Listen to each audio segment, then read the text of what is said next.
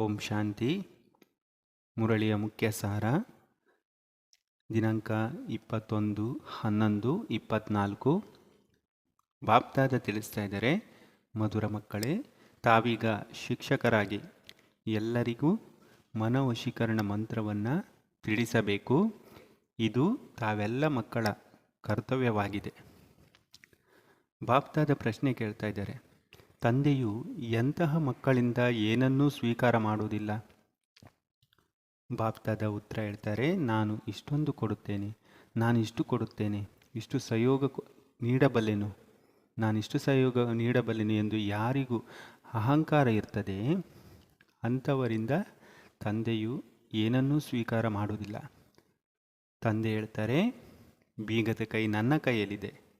ಬೇಕೆಂದರೆ ನಾನು ಯಾರನ್ನೇ ಆದರೂ ಬಡವರನ್ನಾಗಿಯೂ ಮಾಡಬಹುದು ಅಥವಾ ಸಾಹುಕಾರರನ್ನಾಗಿಯೂ ಮಾಡಬಹುದು. ಇದು ಸಹ ನಾಟಕದಲ್ಲಿ ರಹಸ್ಯವಿದೆ. ಯಾರಿಗೆ ಇಂದು ತಮ್ಮ ಶ್ರೀಮಂತಿಕೆಯ ಅಭಿಮಾನವಿದೆಯೋ ಅವರು ನಾಳೆ ಬಡವರಾಗಿ ಬಿಡುತ್ತಾರೆ. ಮತ್ತು ಬಡ ಮಕ್ಕಳು ತಂದೆಯ ಕಾರ್ಯದಲ್ಲಿ ತಮ್ಮ ಪೈಸೆಯನ್ನು ಸಫಲ ಮಾಡಿ ಸಾಹುಕಾರರಾಗಿ ಬಿಡುತ್ತಾರೆ. ಬಾಪ್ದಾದ ಧಾರಣೆಗೋಸ್ಕರ ತಿಳಿಸ್ತಾ ಇದ್ದಾರೆ, ಜ್ಞಾನದ ಹೆಚ್ಚಿನ ವಿಚಾರಸಾಗರ ಮಂಥನ ಮಾಡಬೇಕು. ಕೇಳಿದುದನ್ನು ಮೆಲುಕು ಹಾಕಬೇಕು. ಅಂತರ್ಮುಖಿಯಾಗಿ ನೋಡಿಕೊಳ್ಳಬೇಕು. ತಂದೆಯ ನೆನಪು ಮರೆಯಲಾರದಷ್ಟು ತಂದೆಯೊಂದಿಗೆ ನಮ್ಮ ಮನಸ್ಸನ್ನಿಟ್ಟಿದ್ದೇನೆ.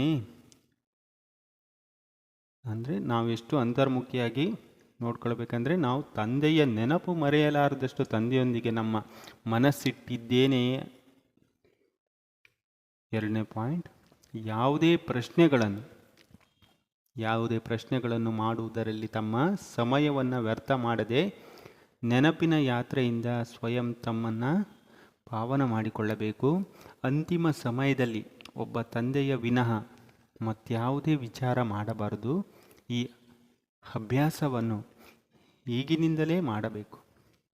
ಬಾಪ್ದಾದ ವರದಾನ ಕೊಡ್ತಾ ಇದ್ದಾರೆ, ದೃಢ ಸಂಕಲ್ಪ ರೂಪಿ ವ್ರತದಿಂದ ವೃತ್ತಿಗಳ ಪರಿವರ್ತನೆ ಮಾಡುವಂತಹ ಮಹಾನ್ ಆತ್ಮರಾಗಿರಿ.